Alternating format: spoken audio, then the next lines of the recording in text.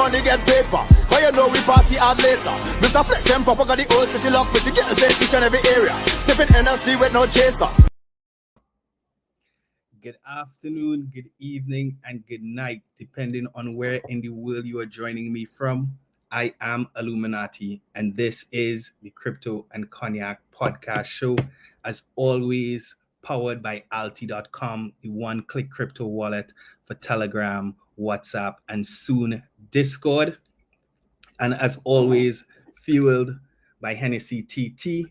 Tonight, this evening, I'm having some Hennessy VSOP, my favorite, as you guys who are regulars would know.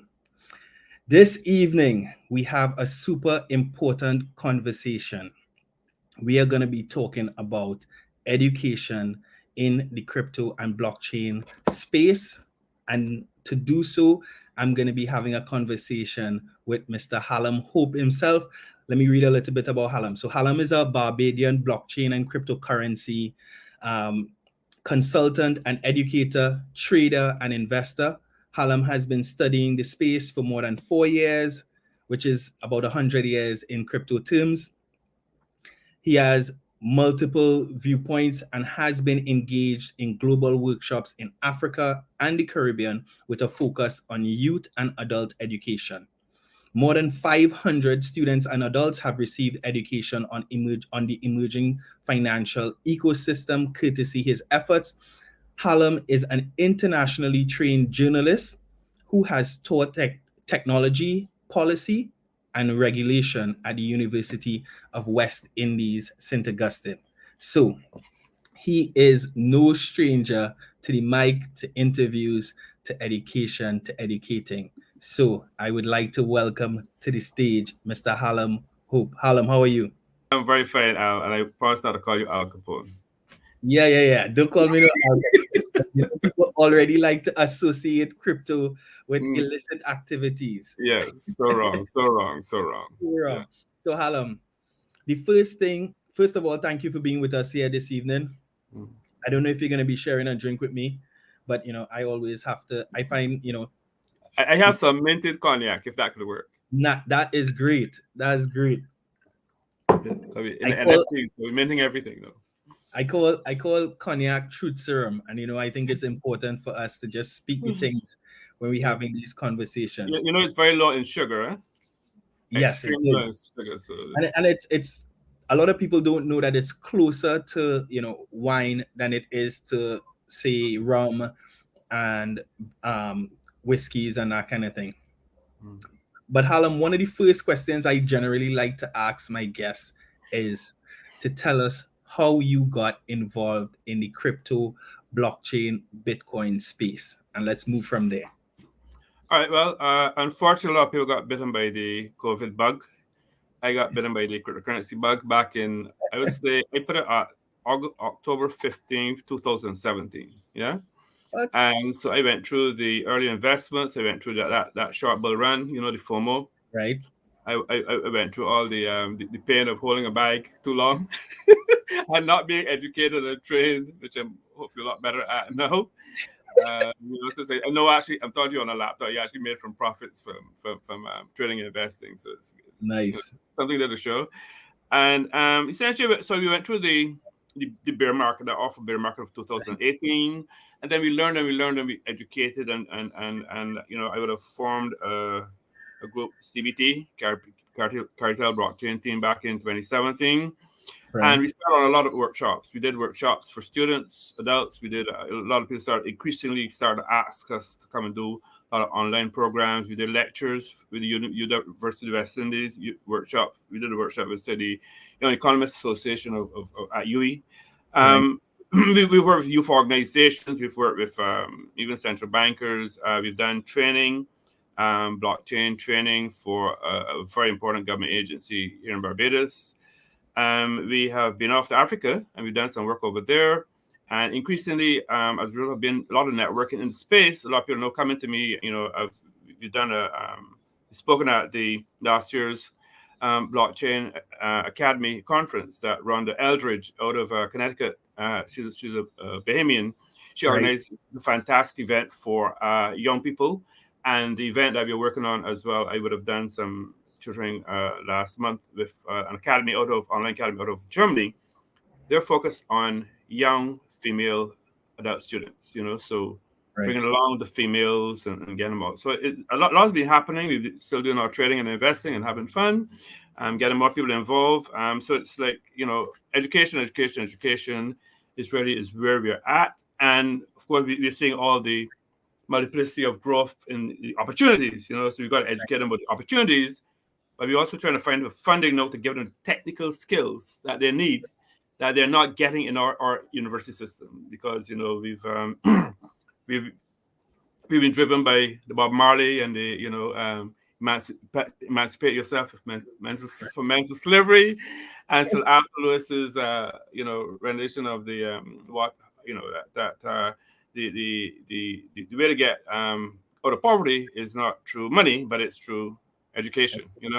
So these are the type of things I think are related very, very, very much to blockchain and cryptocurrencies. And I like people to think about it as not about technology, not about hardware, software, the hardware tools and the the phones and the laptops and that sort of stuff, but think about it as a brand new financial ecosystem. Right. First time provides us with an opportunity, regardless of whether you're 5 or 8 years old or 80 years old, right? I say blockchain is for young minds. And if you're 5 or 8, you're a young mind. If you're 80, you're a young mind, So it crosses all genders, all age groups and everything else. Right. Yeah? So as someone who clearly is well-traveled across the world as an educator, right? How have you found the desire for education and information around this new financial ecosystem in the Caribbean? How do you find it compares to Africa, to Europe, to the US, where you've also had some experience? Right. So that's a good question. And I would like though to get back to a little bit of history, if that's okay. Very brief. I mean, not too much. We can jump there. I think, again, as you discussed in your program with Joan Webley the other day, you touched on something that I think resonates a lot with cryptocurrency and blockchain. And this is that we began a journey as, financially as slaves. We were in human bondage, physical bondage, and to some degree, of course, financial bondage. Yeah. So we've come through the republics, and we've come through the independence and all of that, and we've seen things happen. The truth of the matter that we're still in financial bondage, and that's why I'm saying that, yes, blockchain cryptocurrency is about technology, but think about it as financial empowerment. Right. For the first time, we have a financial ecosystem, a totally new financial ecosystem that provides, for the first time, opportunities for young and old to come across the pond of centralization that is slow, very costly. It has no respect whatsoever for people's privacy and their privacy rights.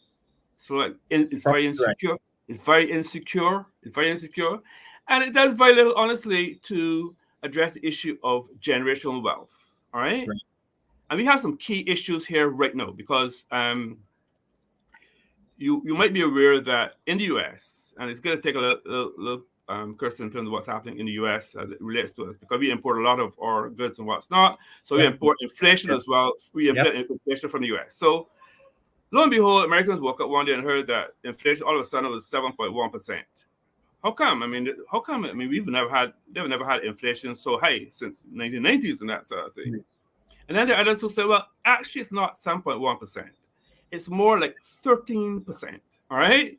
So we all have something in common around this globe, Al. Inflation is going up in Barbados, it's going up in Trinidad, it's going up in Jamaica. The value of the dollars have been coming down, right? They've lost value. Right. So in Jamaica, you might be still not too young, but you're young enough to remember that when the Jamaican dollar was worth more than the US dollar. All right. Remember when the pound was like $3.40 and $4 and up in there? Yeah. So essentially, what we find is that all these fiat currencies, regardless of where you are, regardless whether you peg 101 to the Barbados to the US dollar or not, they are all losing value. So we have money all losing value, and we have inflation going up. Okay, we have people putting their disposable income on banks, right? And when they're charged for those deposits, yeah, they're getting negative interest. Okay, and at the same time, inflation is going up. So what's happening to your hard-earned worth in your bank? It's losing value. It's not gaining anything. It's being charged, and that's your hard-earned work. And so the question then is, what can blockchain and cryptocurrency do for you? And I'm simply arguing, Al, that we now have a brand new financial ecosystem that can help us move and achieve what I tell people all the time in my investment discussions. We want to beat inflation. We need to be earning on our disposable income at least when you come, you gotta look for at least a 10%, right? Because you gotta beat inflation. Let's. I mean, I don't want to cut you, but I want to kind of stop and kind of dissect the whole idea of inflation, because a lot of people hear about inflation and then they're a bit dismissive of it because they don't understand what caused it in the first place, how it's actually eroding not just their savings but their income producing capacity. So you spoke about the US, right? And the fiat system there that is driving inflation.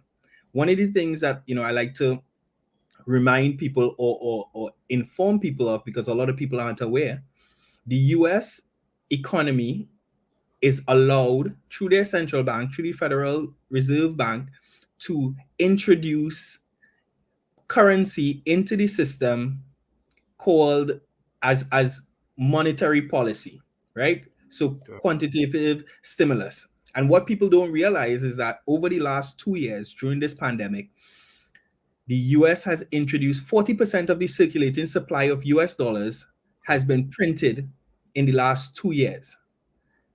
Right? Now that's an alarming figure. And that is what is driving this inflation, because at the end of the day, all markets operate on a demand and supply mechanism. So if there is more supply of any good, in this case, fiat dollars, then demand is going to be outstripped. So because now you have 40% more of something into the market, so your $100 that was in the bank has basically been eroded by several percentage points, right? So that's inflation, right? You mentioned that Bitcoin cryptocurrency presents a new economic system or programmed monetary policy that is not dependent on a centralized institution or government. So tell us a little bit more about what you see about that. Well, I think Bitcoin is a perfect example of that. Yes, we do have centralized exchanges, and yes, we do have centralized cryptocurrencies, and some are still moving from the proof of work to proof of stake, like Ethereum.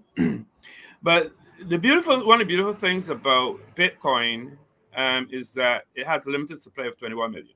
So just as you mentioned just now, the issue of simple economics, supply and demand, all right? If you've got a limited supply of 21 million Bitcoin and a huge demand coming for it, what's going to happen? Eventually the price will go up. We don't worry about these blips and things in between. But we look at what the smart people are doing. What's the smart money doing, all right? Yeah. Bill Miller is a multi-millionaire. He's a billionaire, all right? Yeah. I think $50 or more billion.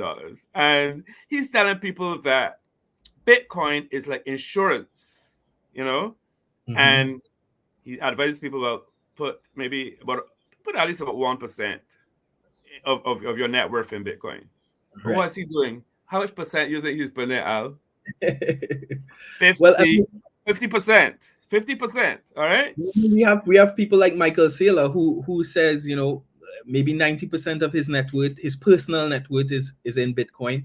And then he's gone so far as to, use his company to leverage and generate and use debt to build leverage to be able to buy more Bitcoin. Microstrategy is now one of the largest holders of Bitcoin in the world. But there wasn't always that case where the smart money or institutional investors were taking part in the space. So for you, what do you think changed that their perception around Bitcoin? And did it have to do with education? Well, it's not. Look, these guys like Michael Saylor, who up to September, his MicroStrategy had about $1.7 million worth of Bitcoin, and they've added more since then. All right. Yeah. These guys have enormous resources in terms of research, right? And they look at figures. And one of the things that they've recognized, in fact, in the US, is that if I can be unkind to the word cash is becoming a word also known as trash, right? In the US. Because what do you do? What do you do with it? You know, and all the guys who have all their money invested in cash, guys, smart guys tell them, hey, what are you going to do with all this $40 million in cash? What are you going to do? It's losing value, 71.1%, maybe 30% or whatever. So we have the Fidelity, is a huge company with $3-4 trillion worth of investment funds, and they're setting up the business in cryptocurrencies, and they're increasing their staff and that sort of thing. You have a lot of BlackRock and a lot of these companies that are looking to find new financial instruments, for their investment clients who don't want to keep their money in fiat because cash is going to trash, right? And even JP Morgan and Jimmy Dan, who always say, well, listen, we don't believe that this Bitcoin thing, what are they doing? Man, they're one of the biggest players right now. Bitcoin is the currency. Although we don't have any ETFs as yet, that is spot ETFs in the US. Look at Canada. Look at Canada. Yeah. They've got about 4 spot ETFs already. So the smart money is going into Bitcoin and other cryptocurrencies as well. Yeah. Yeah, so, and I think you made an important point about these guys and their access to research.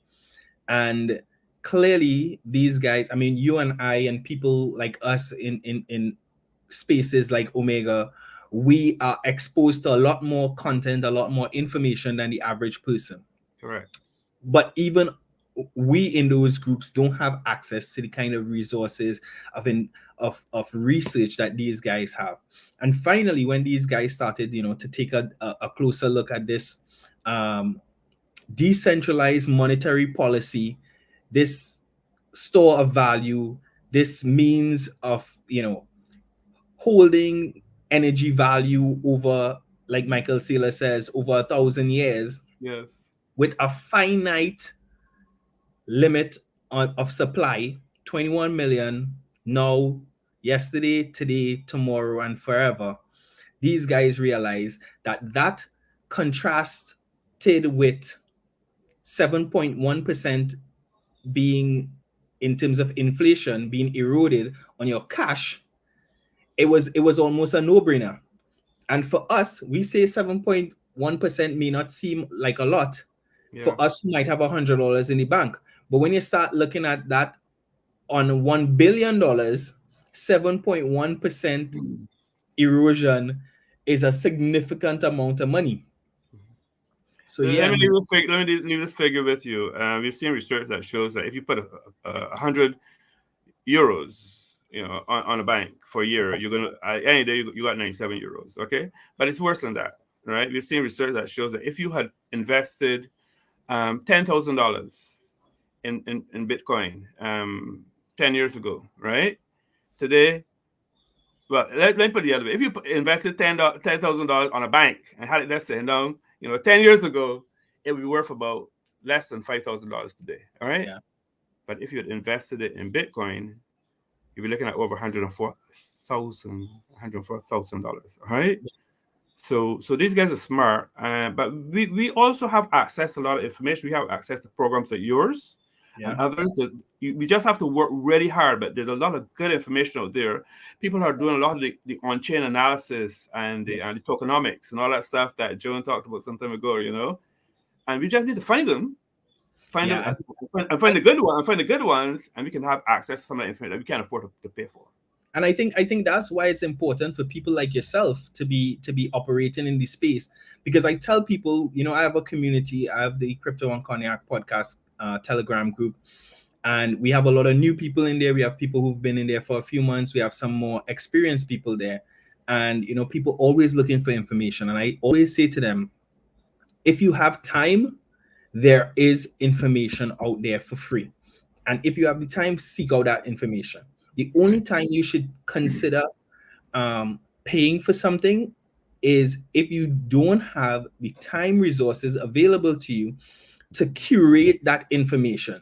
Because the thing about the internet is it's a lot of information coming from all different directions. You're not sure what is real, what is right, what is true, how do you trust it?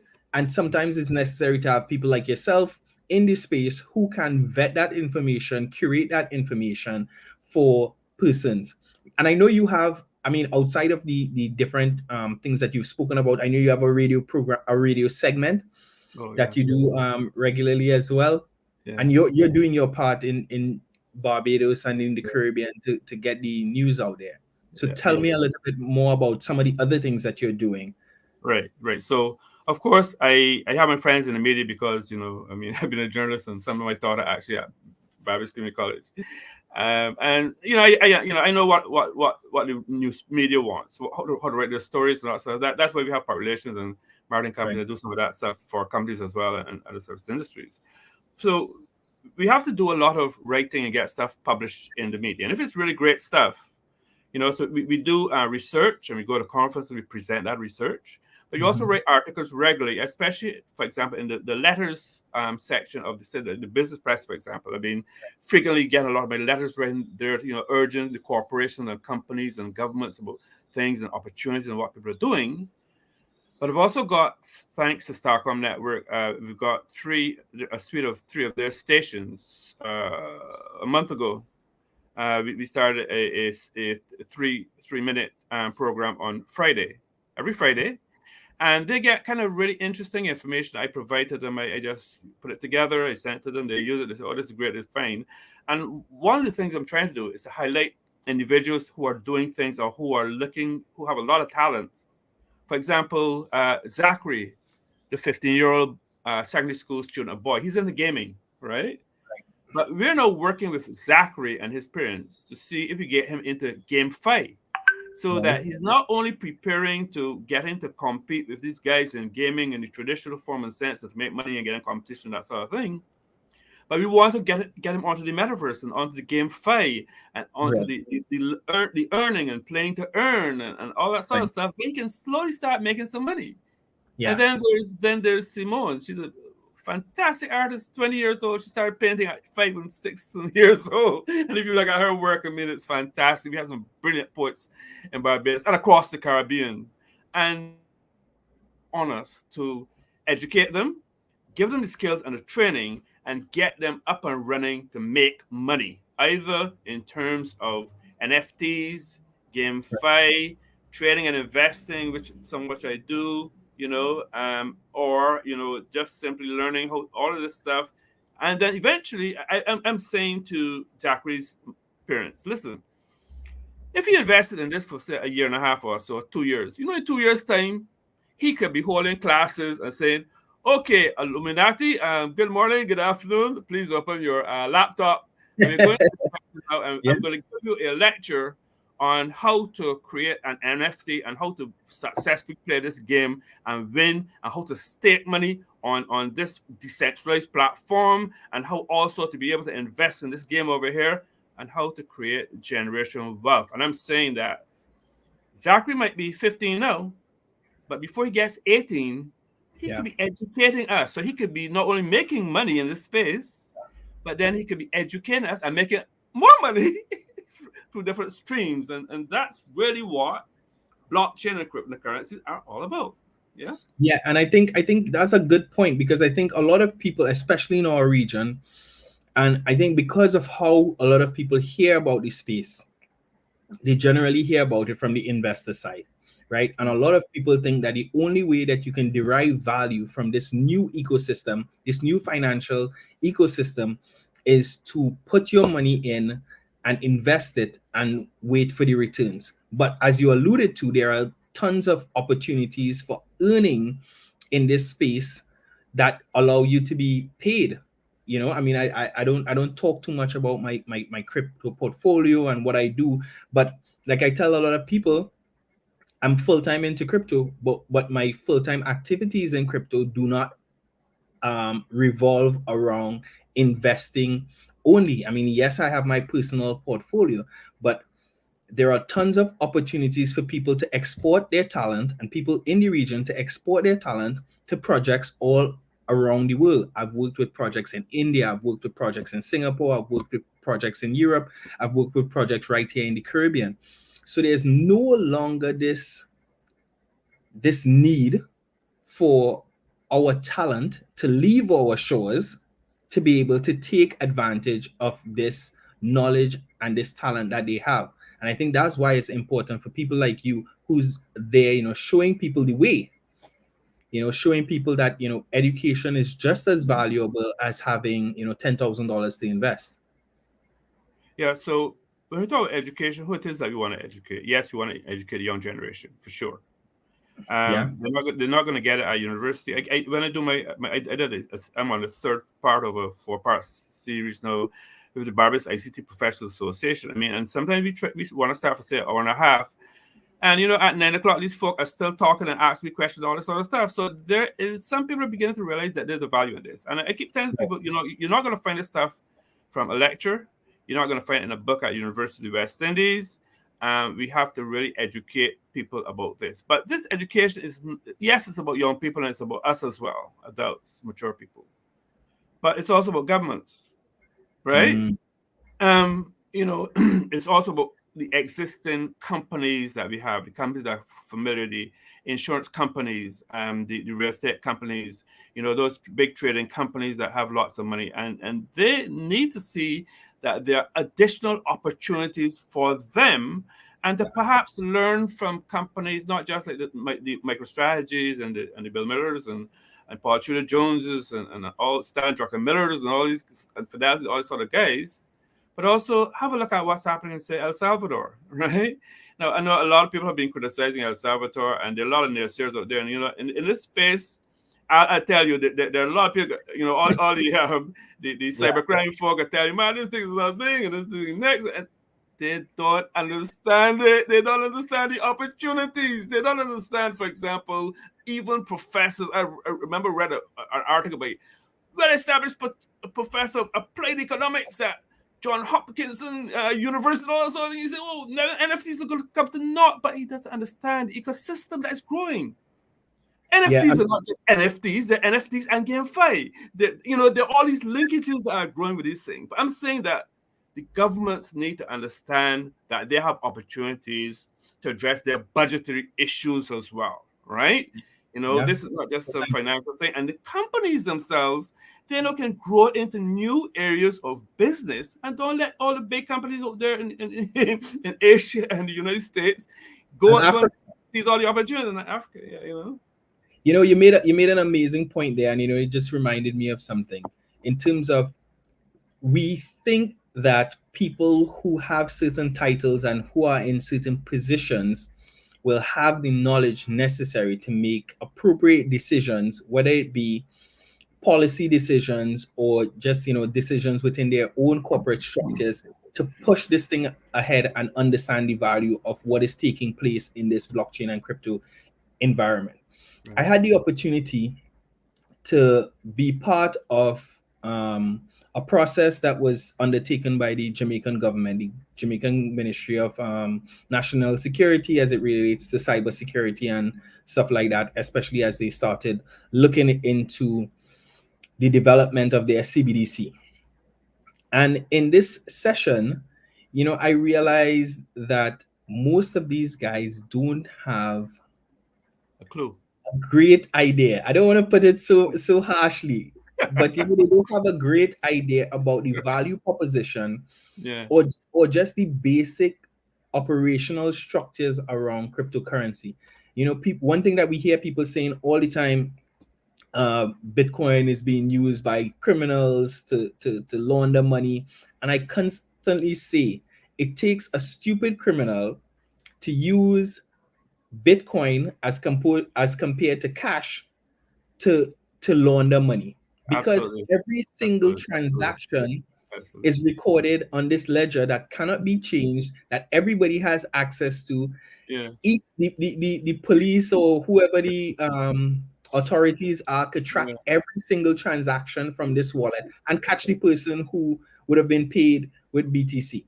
So as compared to cash, you don't know who had the $5 in your pocket 2 minutes ago, much less 2 years ago. Right. So Yeah. I think just when you hear those basic misstatements, you understand that these guys, like you said, don't have a clue. So how do we get them to have a clue? How do we get them to seek the information? How do we get them to listen to the experts like yourself? How do we start that conversation or drive that conversation forward? But listen, I'm not going to have a conversation with Christine Lagarde, right? I'm not going to go knocking on Janet Yellen's door and say, "Hi, Janet, you really don't understand this thing, No, there are some individuals, of course, in the national, even in the Senate and what, are trying to educate some of these folk, okay? But, again, it's what you're doing, what I'm doing, okay? When people talk about scams, yes, they're scams. But you know what? Scams didn't begin yesterday because somebody called Satoshi Nakamoto woke up and said, "Listen, this financial system that we got here is taking people apart. Let's create a new system that really could provide value to people." It didn't start yesterday. It didn't start because the internet is working. So what you want to turn off the internet? You can turn off the internet and then all the cybercrime problems going to go away. Okay. 3 reports, Al. 3 reports I've seen, right? Tell you that the total amount of crime associated with cryptocurrencies compared with global crime and all the ransomware starting amounts to one, and most of between 1% and 3%. So it's really small. And we've had studies, we've had reports I've had here in Barbados from the Financial Intelligence Unit and the police, and they've said that they haven't come across any issues of criminality related to cryptocurrencies. And as you quite correctly said, a lot of those guys in those nice orange suits that are paying time in New York and elsewhere, how did they get there? Because they thought they were so smart that they said, this Bitcoin crypto thing gonna be good. We can pay the US dollar. And no. You see, increasingly exchanges, the very best exchange, they're cooperating a lot like Binance with the police authorities to get these people locked up. So they have to deal with that. Yeah, I mean, at the end of the day, most of the people who are in this space for the long haul, we don't want nefarious elements participating. We don't want people giving cryptocurrency and blockchain a bad name. So we are as supportive of getting these guys out as possible. I mean, you happen to reside in one of the nations in the Caribbean that might be the most forward thinking as it relates to the blockchain cryptocurrency space. Barbados having been the first country to launch an embassy in the metaverse. Right. So we've heard about that. We've seen the headlines, that kind of thing. Right. Do you see that translating to more policy and stuff on the ground as it relates to government institutions, as it relates to corporate structures? Are you seeing other people getting involved because of that step taken by the government? Right. Now that step taken by Barbados government is, I would say, is a huge leap forward. It's probably not as big as El Salvador deeming Bitcoin to be legal tender, But here's how it goes, okay? The government has told the banks in Barbados, "Listen, you guys are not doing what we're looking for." You know what I mean?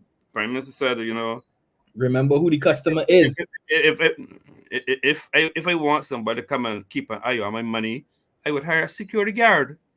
I would not hire a bank. There's security guards to look after your money. We want banks to get involved in financial intermediation and support productivity, etc., etc. Right. But what government of Barbados has done is, first of all, they've taken a global lead. So other institutions now, even government agencies around the Caribbean or wherever, they're going to look and say, even in Barbados, government of Barbados has taken a big leap forward. What is this all about? And it will create some form of interest. And therefore, it will help those of us who want to expand and change and create, do what really is about education reform, education reform. Because government has taken a lead, but we want to now see other major corporations, companies like Sagicor and some of these other companies taking that lead too, sharing that experience, putting the vision, providing the leadership, so that more and more people can say, there's got to be something good about what the government is doing, what Barbados is doing, but there's a lot more to go, there's a lot more to go, but it's a step in the right direction. Yeah. I mean, you mentioned El Salvador and what they've done and how they've decided to proceed with Bitcoin as legal tender, meaning that it is now legally accepted anywhere in El Salvador. And despite what the critics keep saying, I'm a huge Jay-Z fan. Jay-Z has a song where he says, "Men lie, women lie, numbers don't." And the fact of the matter is that the numbers show that El Salvador is experiencing their highest GDP growth in forever. They've moved their unbanked population, which was 70%, to almost 70% the other direction, right? So they have a huge portion of their population now being able to participate in economic activity and online e-commerce as a result of having this Chivo wallet and using Bitcoin. They've also seen tremendous remittances. Remittances. Well, I mean, remittances goes without saying because a huge part of their GDP comes from remittances. People sending money home to their family.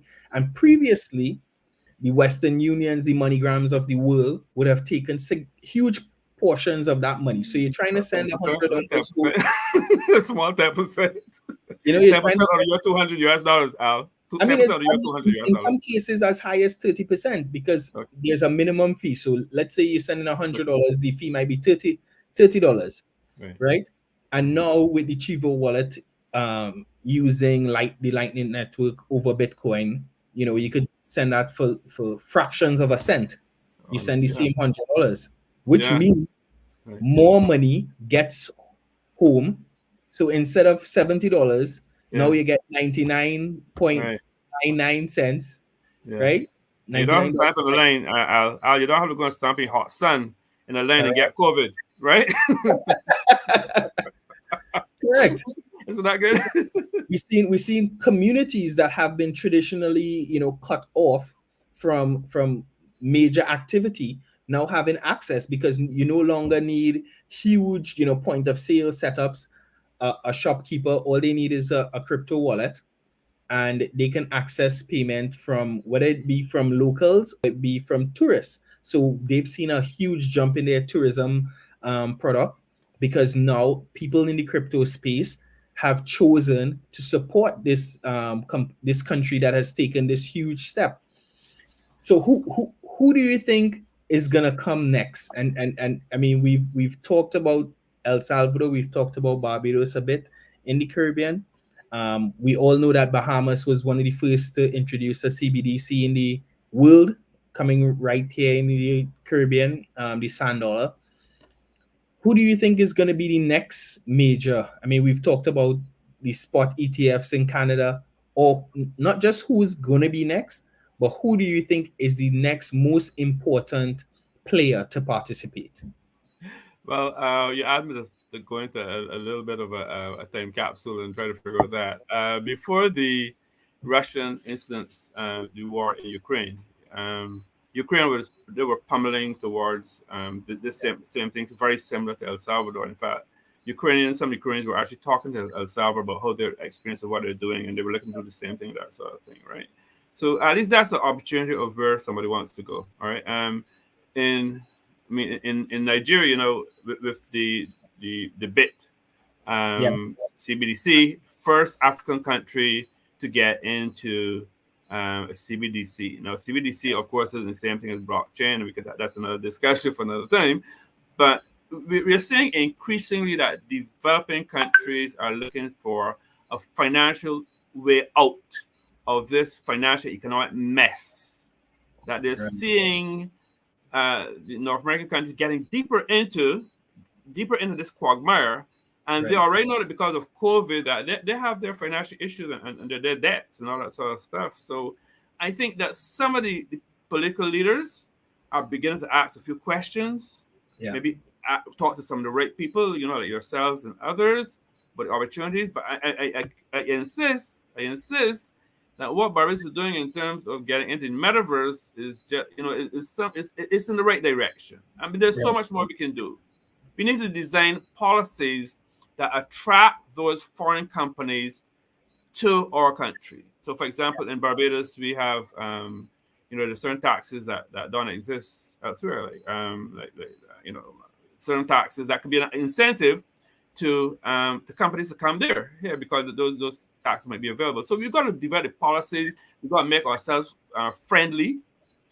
We want these guys to be able to look at this legislations and things and say, hey, this is like someplace we could do business, not just the sun and the sea, but you could actually do real good business. You got the telecoms and that sort of thing. Bring the jobs here, bring some money here, and have develop our economies. But we got to get the government thinking along those lines. So Crypto Caribbean, which is the parent company for this podcast, one of our taglines is actually for the Caribbean and for Crypto Caribbean is Sunsea Satoshis. Because we believe that the Caribbean has more to offer than just sun and sea and sand. Yes. So Sunsea Satoshis is one of our taglines that we've been, kind of pushing. Brilliant. But on the so we've talked about the governmental and the corporate side, but one of the things we've not really touched on, even though you alluded to it earlier on, is the idea of the sovereign individual, being able to have true ownership of your wealth, of your assets. And we've seen recently that in Canada, there was a group that had a difference of opinion to the government as it relates to COVID vaccine mandates. They had a stand.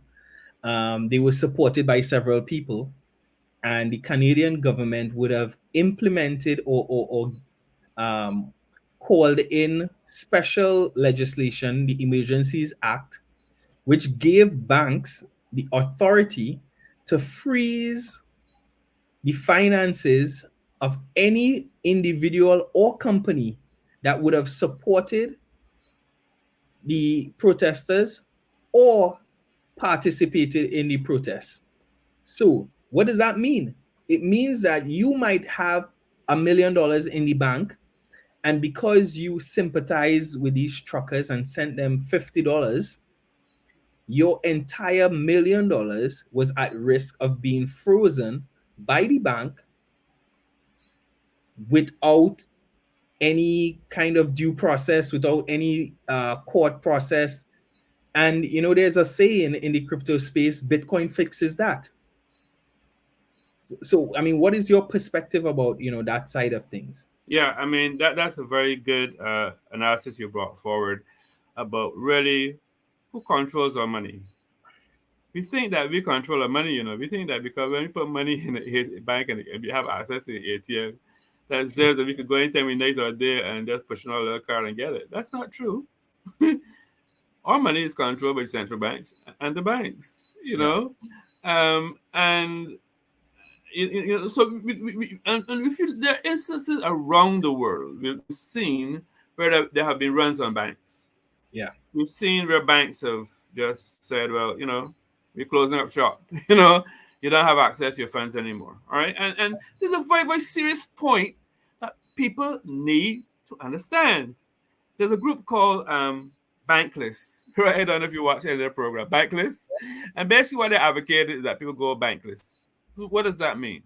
I'm not advocating it, but it kind of makes some sense if you can keep funds on a bank that you need to pay your their bills and that sort of thing. Because you know, if you put your money on a bank, you're not going to get 3, 4, 5, 6, 7, or 8% return on that money there. You're going to get taxes, you're going to get charges, and you lose value, right? But then what about if you could educate yourself? I keep telling people, I've been saying that we need to start looking at educating young people from about, I say 8 to 80, all right? Start at 8 years old. Gabriel Abbott believes it should be about 5 years old, all right? Start educating young people early. That's why I keep talking about my 15-year-old friend Zach and my 20-year-old friend Simone, right?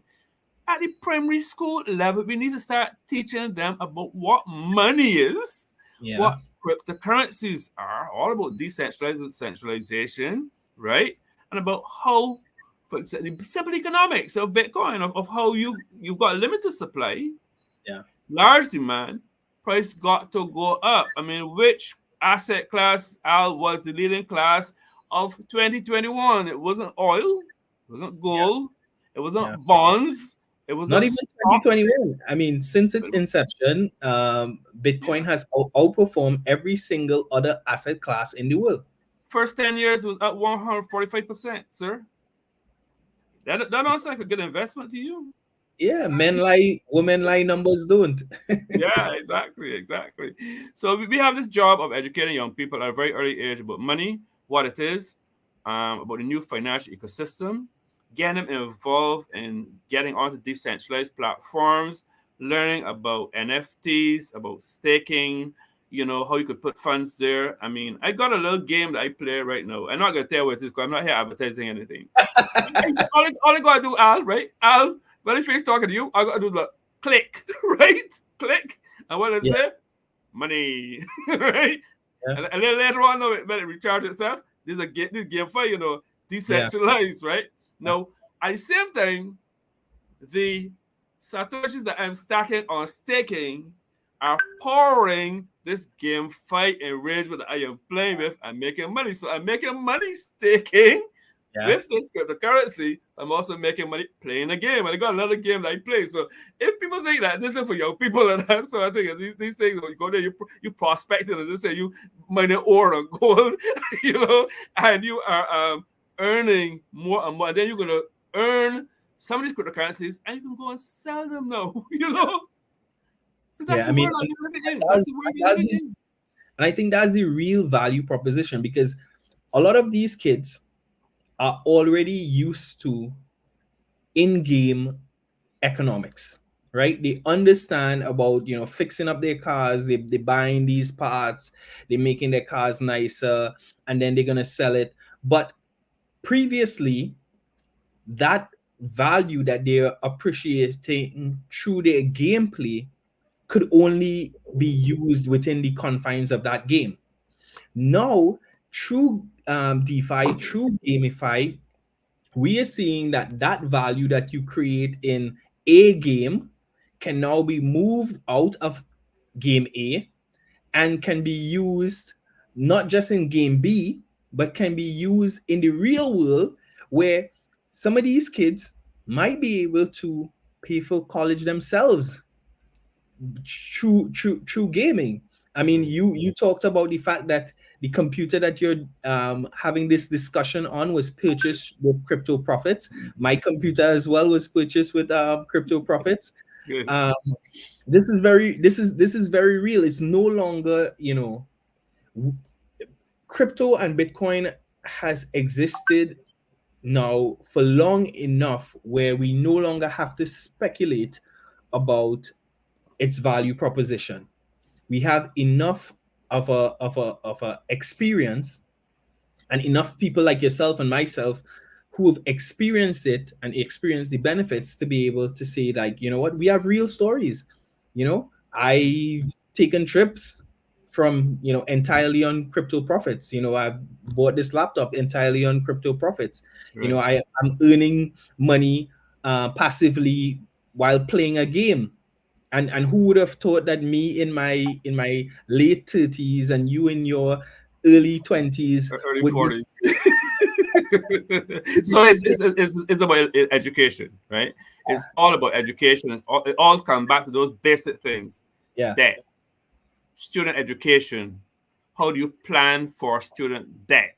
How do you plan for the education costs that your 5-year-old or 10-year-old is going to be doing in, say, university? If you choose to send them overseas, I mean, University of West Indies, fine, but you may need to go overseas as well. How do you plan for insurance? How do you plan for pensions, right? I mean, if you look at the existing centralized system that we have, and I saw an article a month ago or so, where are the investment opportunities? They are not in the traditional mutual funds. Where are they? You know, I don't know.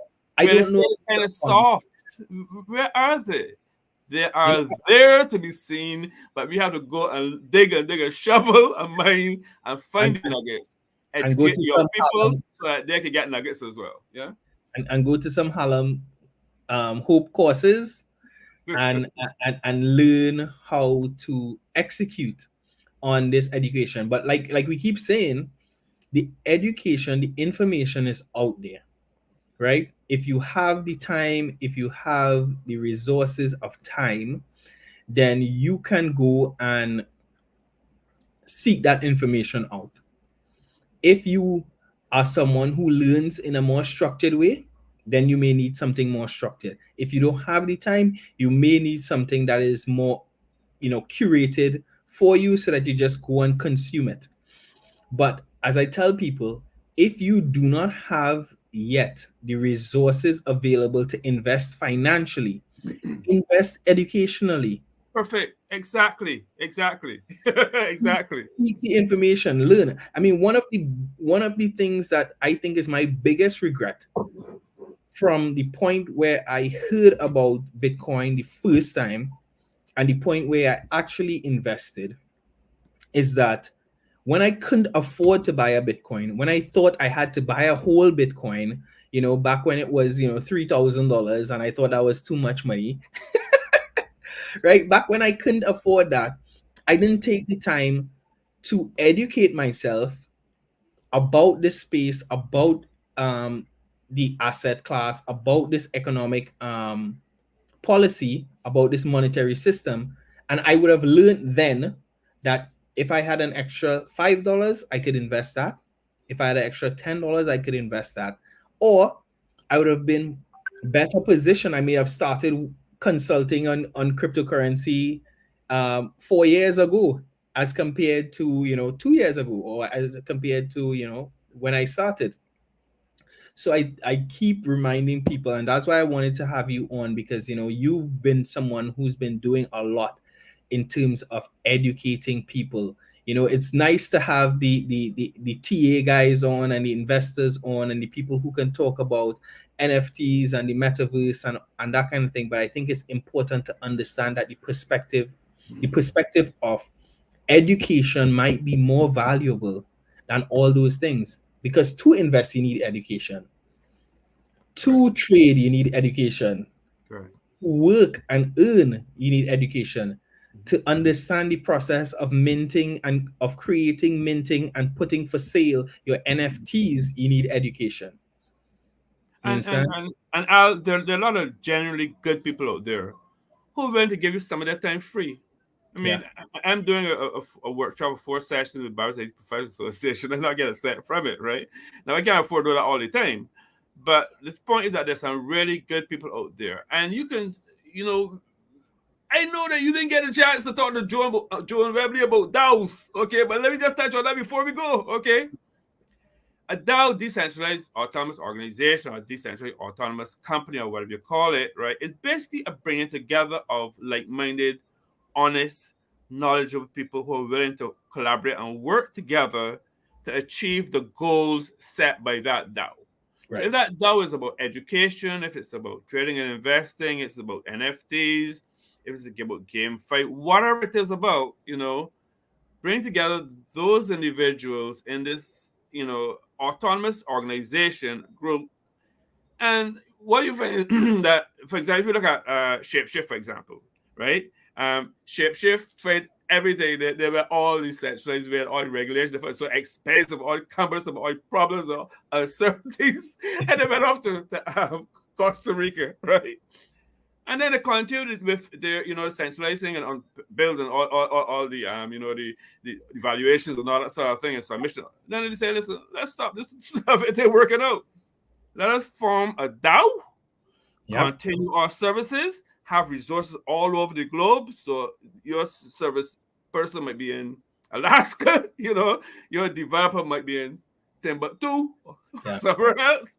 These guys are working together, and they're not encumbered now by all of these unnecessary regulations that are holding back innovation, right? Yeah. So this is another opportunity that we have as individuals, as communities, to come together and work together for the betterment of everybody else. 100%. I mean, and it's a powerful tool. It's a huge tool, and what it allows is for something that we've been seeking for a while in terms of a true democratic environment, because each participant in the DAO has a vote towards the goals or what might be the goals of that particular DAO. So, and each person's vote is counted and visibly counted, right? And we can all check it against, this transparent blockchain that everybody has access to, and that your vote actually counted. Because in the last US election we saw a lot of questions about whose votes were counted and voter tampering and this that. Those are things that you wouldn't have to even in Barbados here. We had a last election, the two daughters of a former prime minister, they turned up at the polling station, they couldn't find their names. So they were disenfranchised. Blockchain. Let's try blockchain. Let's see if that can work. Are the governments willing to ease up a little controls, and leave it to the technology to work for them? Exactly. So Hallam, we are 57 minutes in. We get into the end. I mean, it does pass really quickly. Yes. I want to thank you again for coming, for sharing with my community, for sharing some of your, valuable insight and information. I'm going to give you an opportunity now, to just, any last words, thank anybody, share anything that you want to share. Yeah. What is it? What is Hallam's hope for blockchain? My hope? My hope is I find some money and no. But we not just want to get rich. Yes, we want to get rich, but we also want to put some money into technical and skills training for young people. So we can it's not going to work with one person here and one person there, but we need critical mass. We need to be able to have a class of 20 people or 25 or what number. We need more of the technical skills at a very early age to get these young people on board. So that is what my aim for, and that's why I will look, and that's my Christmas present, if you know anybody like that. And we need to educate people about how they can trade and invest safely. Yeah, trade and invest safely. It's not gamble. It doesn't all have about gambling. You can do you can do your swing trading or whatever else, and you can get through pretty well. Yeah, education. Hallam, thank you very much for being with us this evening. I mean, I feel like we need to have this conversation back when you've raised your funds, when you've started your technical training courses, when your classes are too full. We're going to have you back on to discuss how that is going. So thank you again for being on with us, the Crypto and Cognac podcast tonight. Thanks again, Al, and Creep doing the fantastic work you're doing. Thank you very much, sir. Guys, that was Mr. Hallam Hope, a true educator. Guys, as I say always, every single week, adoption is inevitable. And with guys like Hallam, I know it is bound to happen. Thank you very much for being with me. As always, continue to be blessed. Don't forget to like, subscribe, share the link, because apparently that does something with the algorithm to get us seen to keep sharing this information. Bless.